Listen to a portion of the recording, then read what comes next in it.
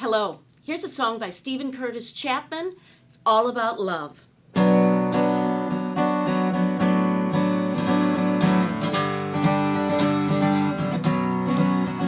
We've got CDs, tapes, and videos, radio and TV shows, conferences, retreats, and seminars.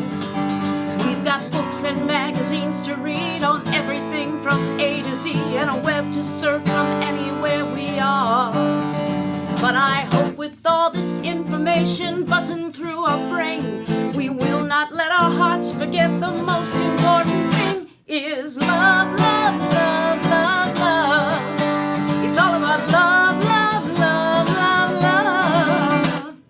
Everything else comes down to this, nothing any higher on the list than love. 'Cause after all, it's all about love. Now they're fighting in the Middle East, they're fighting down on 7th Street, their fights in my own house on given days. It's like something's lurking deep inside that cannot seem to be satisfied. Life was not meant to be lived this way. 'Cause it's true for every man and woman, every girl and boy, that the only hope for living here together in this world is love, love, love, love, love. It's all about love, love, love, love, love. Everything else comes down to this, nothing any higher on the list than love. This is the reason we were made, to know the love of our Creator and to give that love God's given us away. Yes, the Maker and Creator and the God of everything says to love, love, love, love, love. God says to love, love, love, love, love. Everything else comes down to this, nothing any higher on the list than love. God says to love, love, love, love, love. Everyone, love, love, love, love, love. Everything else comes down to this, oh, nothing any higher on the list than love. 'Cause after all, it's all about love.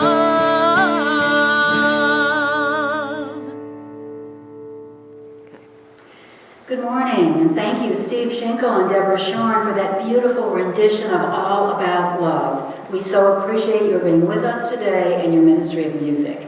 And good morning to everyone, wherever you are, whenever you tune in. We are so pleased to have you join us. We know that each one of you is bringing something unique and wonderful to today's service, and it is our fervent prayer that you take away exactly what your soul needs from today. So I do affirm that although we are not together physically at this time, the perfect divine energy that God is not bound by time, space, nor physicality. So whether you're watching for the very first time or whether you're a long-time member of First Unity Church, we know that we are one in spirit. And I know that many of you really want to return and are anxious, and so we are anxious to have you back. And I am praying and visualizing that that time is getting closer. I'm hearing that more and more of our community members are receiving vaccines, and that's wonderful. And we are in the process pretty soon of starting our new audiovisual system and having the sanctuary just transformed. So I'm hoping it will not be too much longer. We really appreciate your patience and affirm that we are at the beginning of the end of this pandemic. And I know, we were talking about before service started, I know that once we do get to come back and be together, we are going to appreciate each other and this spiritual community even more.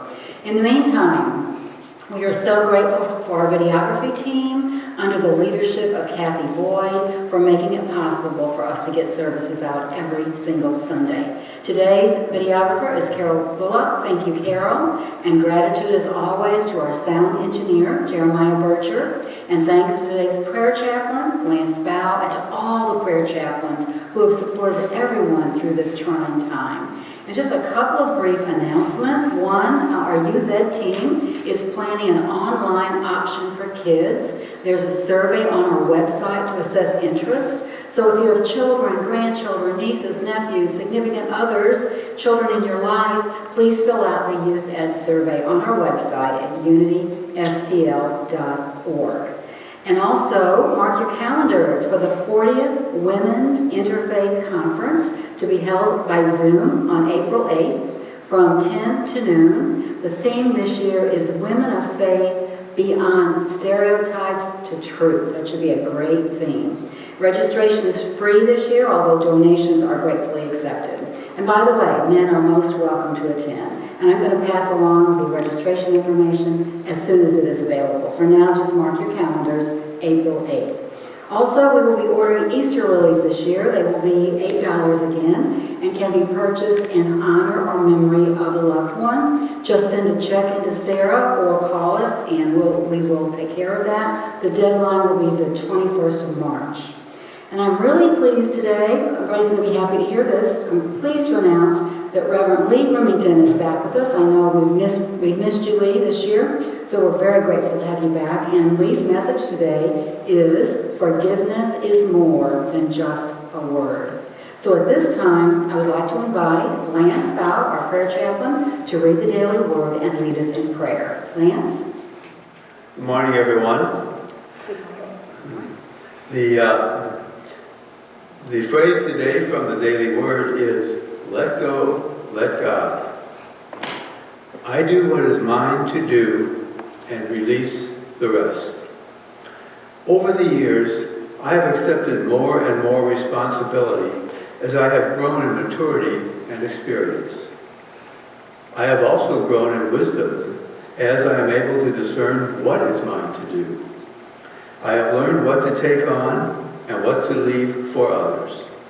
I have also learned not to exhaust myself by taking on too many commitments. Perhaps most important, I know when to use my will and determination to make things happen and when to let go. I recall times in my life when I felt frustrated that events did not unfold the way I had expected. I can now see how they unfolded perfectly, often in ways better than I could have imagined. I now let go easily, trusting in that perfection.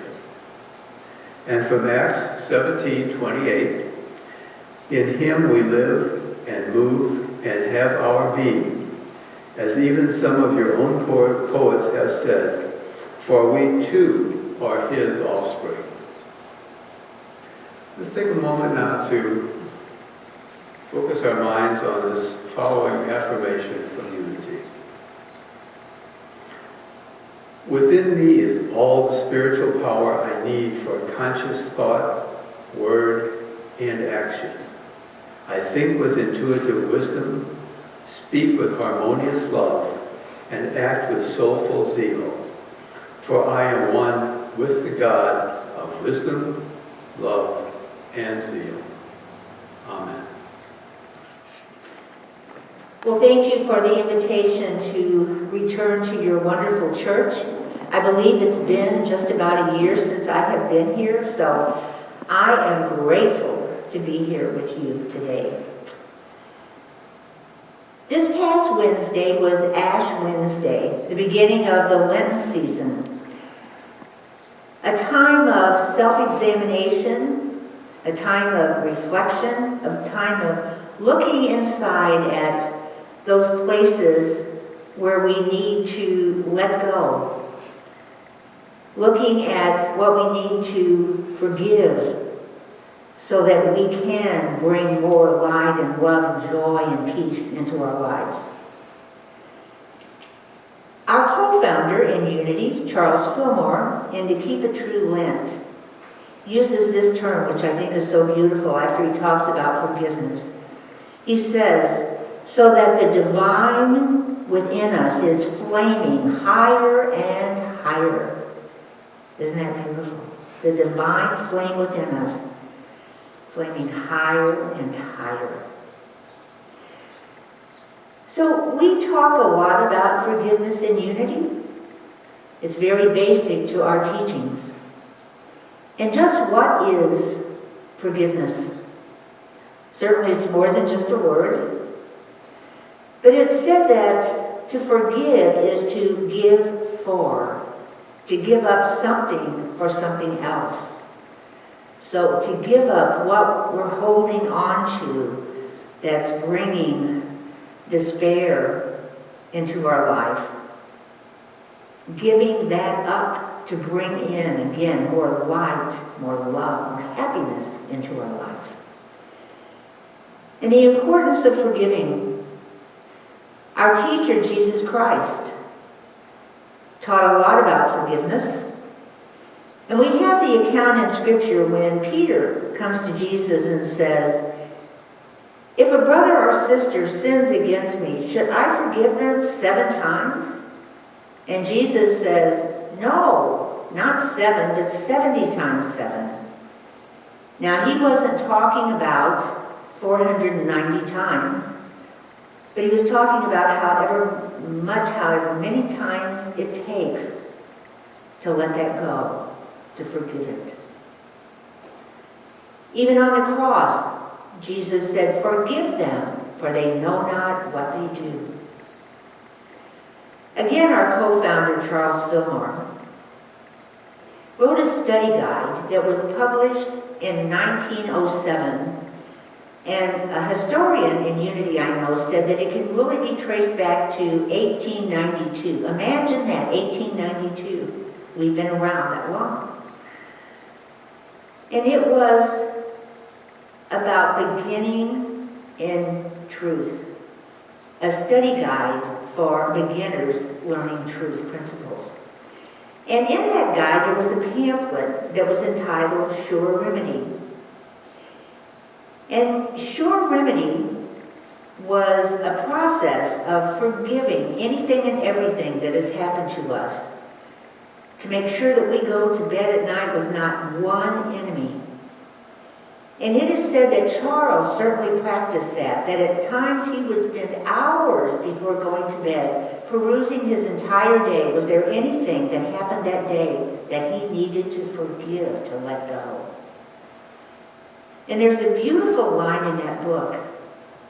And it's what happens when we don't forgive, how that blocks us up. And he writes, "By withdrawing from our fellow human beings in any way that is not forgiving them, we cut the cords of love that bind us together as men and women. We at the same time sever the arteries and veins through which the universal life flows." And let me repeat that. That if we don't forgive, we sever the arteries and veins through which the universal life flows. Wow. And of course, we know the results of not forgiving. Dysfunctional relationships. We know that when we are unforgiving, that it affects us emotionally and physically, can cause depression, anxiety.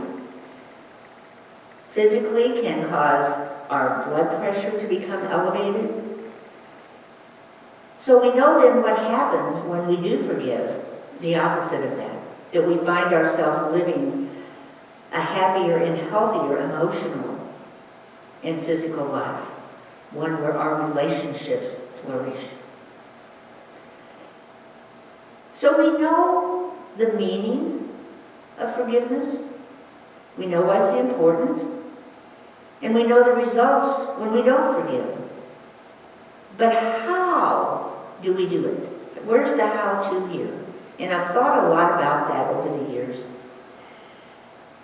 Well, the other evening, several weeks ago, I was in my kitchen preparing dinner, and I had the television on in the other room, and it was on one of the cable news stations.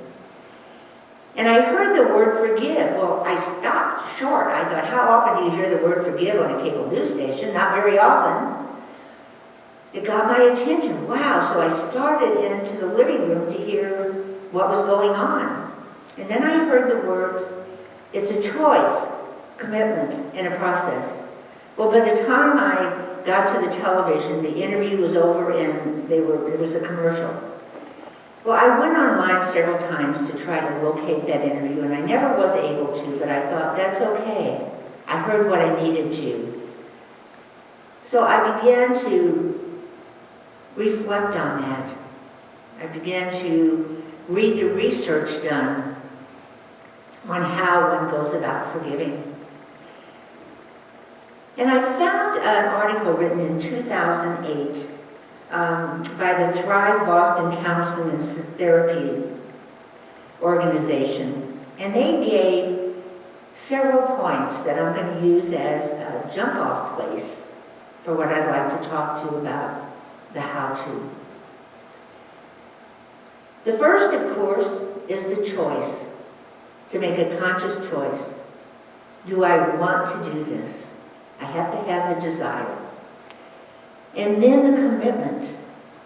You know, if we have the choice, we're making the choice to do it, to be committed to do it.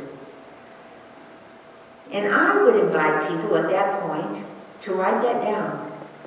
Get out a piece of paper and write down, I have made a conscious choice to forgive, whatever it might be, and I am committed to write down that commitment. And then the process. I think this is wonderful, to acknowledge the hurt, identify the emotion, and cancel the debt. So acknowledge the hurt. Now obviously there's hurt or pain, or we wouldn't even be thinking about forgiveness, that something has happened. Not to brush it under the rug, gloss over it. And I believe that for us in unity that's difficult, because we like to look at life through a positive lens. And sometimes when we do that, we gloss over things. We say everything's okay, it's in divine order. Well, that is true. Everything is definitely okay and in divine order. But in the absolute realm, that realm where there is total truth, total wholeness, total love, divine order. But we are co-creators with God, and we create in this relative realm in which we live. And sometimes we can create some stuff that we need to have forgiveness around. So again, get out a piece of paper, write that down. Acknowledge what is the hurt, what is the pain, what's the situation that you want to forgive. And then to identify the emotion, whatever that might be, fear, anger, bitterness, whatever. Again, not to hide that, not to gloss over it, but to welcome whatever feelings that we have. You know, we have feelings that when they come up can either be celebrated or can come up to shine light on, to be healed through forgiveness. So to identify what those feelings are. You know, we say in unity that we are a spiritual being having a human experience. So again, write that down. Identify the emotion. What emotions are we feeling right now? And then to cancel the debt. Imagine a check. Now, for our younger folks listening to this or watching this, you may go, check? What's a check?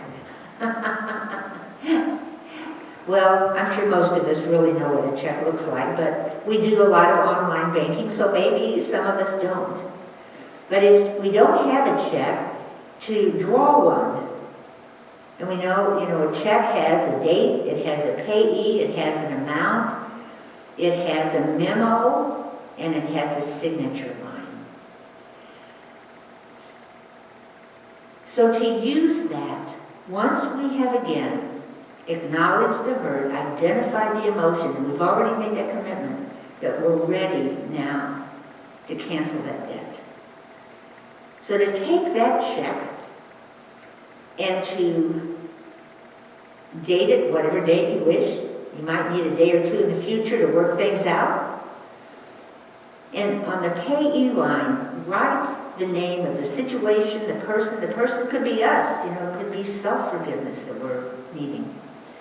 To write that out. And the amount, I would write 70 times 7, because that's, again, something we know that is ongoing. It isn't a limited amount, but it's ongoing. And then in the memo, I forgive. And then sign it. And then take the paper that you've had, where you've written your choice, your desire, your commitment, acknowledging the hurt, the pain, and identifying the emotion around that. And take that check and staple it or paper clip it to the check that you've just written. And then to write across that in bold red letters, paid in full. Paid in full. And then it's done. So forgiveness, not just a word, but it's work, a lot of work. Not just saying it makes it so. And we've talked about the meaning, to give up for something. We've talked about the importance, what Jesus said, what our co-founder Charles Fillmore said about the importance of forgiveness. We've talked about the results when we don't forgive. And then we have talked about the desire, the choice, the commitment to make for the process to begin. Again, of acknowledging the hurt, identifying the emotion, and canceling the debt. You know, this, again, wonderful time of the Lenten season, where we are just more conscious maybe of that self-examination of looking inside. To be aware that this is not just a rehearsal. This is the real thing here that we're going through. And to use all that we have, all the gifts that God has given us, to move to where we want to be the life that we want to be. You know, we are not here just to take up space, but we are here to be the hands, the feet, the voice, the ears, the love, the compassion of God in this world, to be the light of God in this world. But in order to be that light, we have to be that pure vessel through which that light can shine. And to be that pure vessel requires forgiveness. Forgiveness. Forgiveness.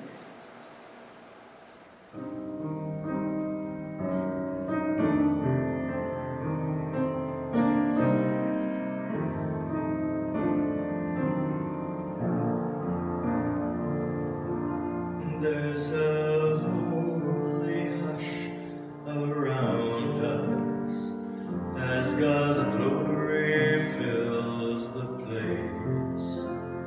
I've touched the hem of His garment. I can almost see His face, and my heart is overflowing with the fullness of His joy. I know without a doubt that I've been with the Lord. Surely the presence of the Lord is in this place. I can feel His mighty power and His grace.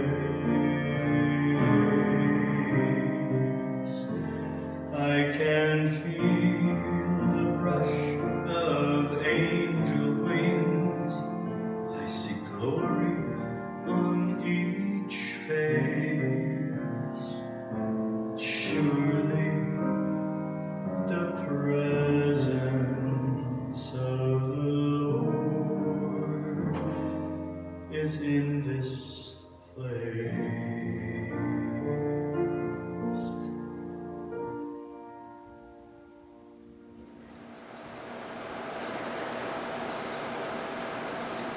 And so now I would invite us with that word right now in our mind and on our heart, the word forgiveness. To go into that beautiful time of meditation, that time when we just let go of the outside world and go to that place inside where we feel most connected to our Creator. And so now I invite us to just become quiet in mind and body, just to set any thinking aside, what got us here today perhaps, or what we're going to be doing later, and to relax our physical body in whatever way that it works. There is never a cookie-cutter way to pray or meditate. Whatever works to do that. And then to take a cleansing breath. And to know that that breath that we just took was the breath of God. That breath of God that breathed us into existence, that breath of God that sustains us. And just to allow that breath to take us deeper into that place within. That beautiful church that we carry around inside of us.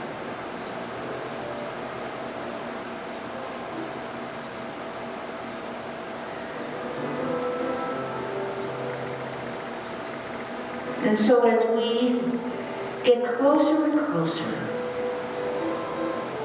to that church, that beautiful sanctuary inside of us, we feel the warmth of invitation. That this is where we come for guidance, for comfort. This is where we come to learn how to forgive.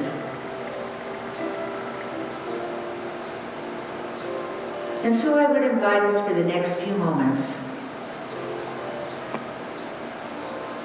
to just ask, what is it that I need to forgive? And just ask Spirit to use that spiritual flashlight and to shine in all those places within us that need more light.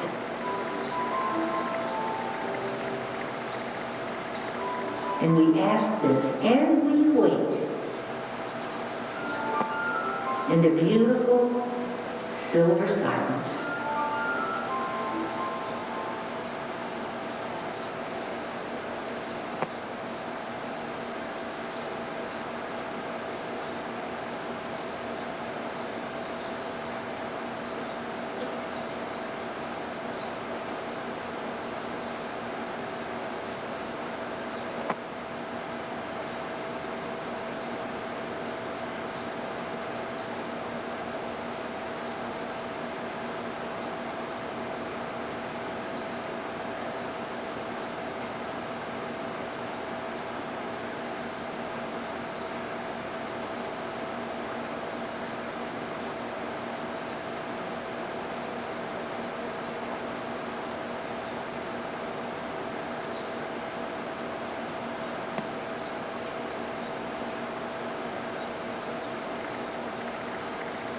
And so now as we bring our attention back to this moment, this place,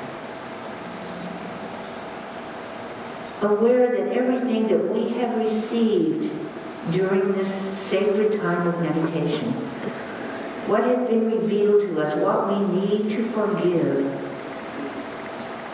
knowing that each thing we forgive just brings more light. More light. And so we do give thanks for this time together. We give thanks for this beautiful movement that we call unity. We give thanks that we know that we are one with each other and one with God. And we do pray this with grateful hearts in the beautiful consciousness of Jesus Christ, who said, I am the light of the world, and you are the light of the world. That we should not hide our light under the table, but put it on the lampstand so it illumines the entire room. And so we know that we do that when we forgive and make space for that light to shine. And so it is. Amen. This song is Everything Must Change, which is so appropriate for 2021. Let everything change.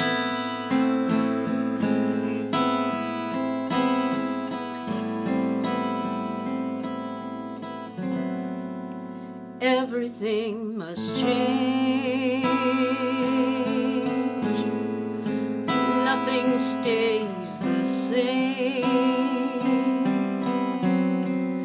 Everyone must change.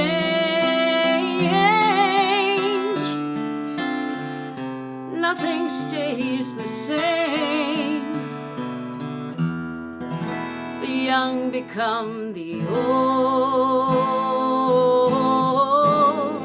and mysteries do unfold. 'Cause that's the way of time. Nothing and no one goes unchanged. There are not many things in life you can be sure of, except rain comes from the clouds, sun laps at the sky, and butterflies do fly. Winter turns to spring. A wounded heart must heal. Never much too soon. Oh, everything must change. There are not many things in life you can be sure of, except rain comes from the clouds, sun lights up the sky. Oh, rain comes from the clouds, and the sun lights up the sky. Rain comes from the clouds, sun lights up the sky, and butterflies do fly. Oh, rain comes from the clouds, sun lights up the sky. That rain, it's coming, falling down, and the sun lights up the sky. Oh, everything must change.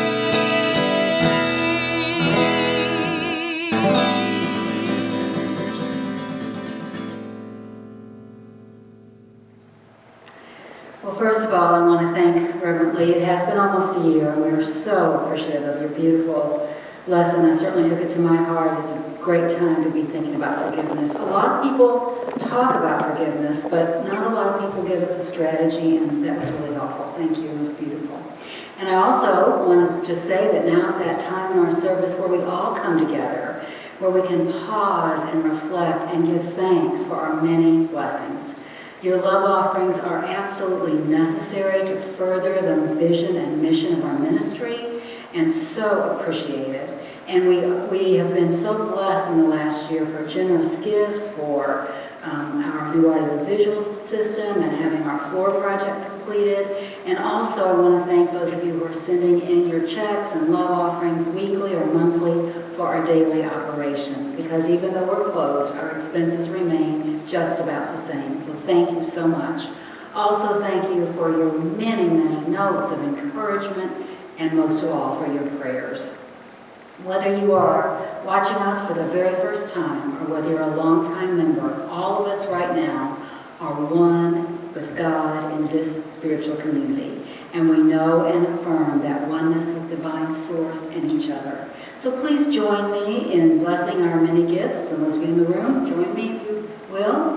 Divine love flowing through me blesses and multiplies all that I have, all that I give, and all that I receive. Thank you, God. So we look forward to seeing you again next week online. We appreciate those of you who are following us on Facebook, liking and sharing our posts. In oneness, please know that we are holding you in the light and love and peace of sacred space. Stay warm and take care. And our service will end today with Steve Schenkel and Deborah Sharn performing Everything Must Change. We're going to perform the song Change the World, and we all have the possibility of changing the world.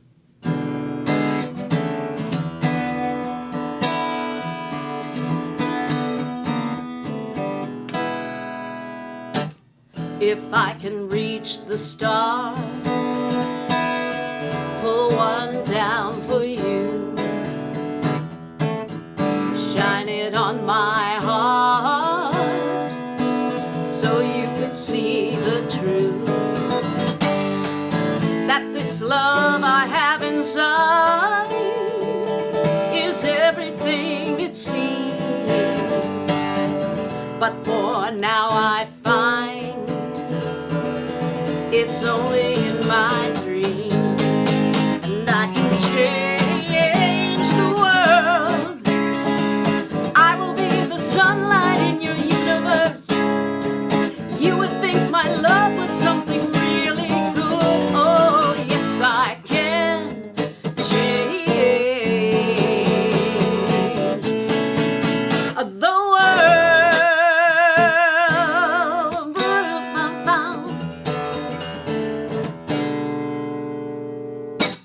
And if I could be queen, even for the day,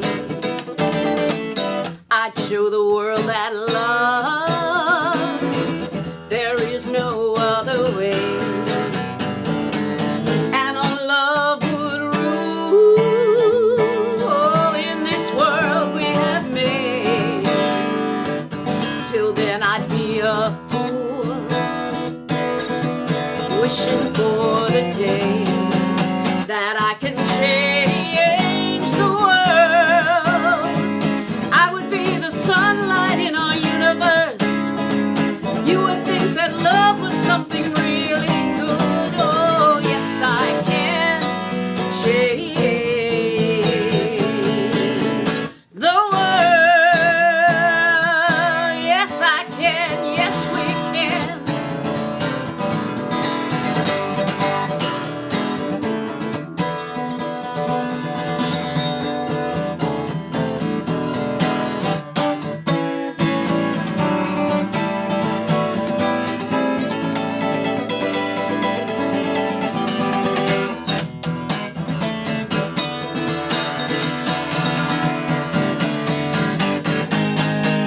That we can share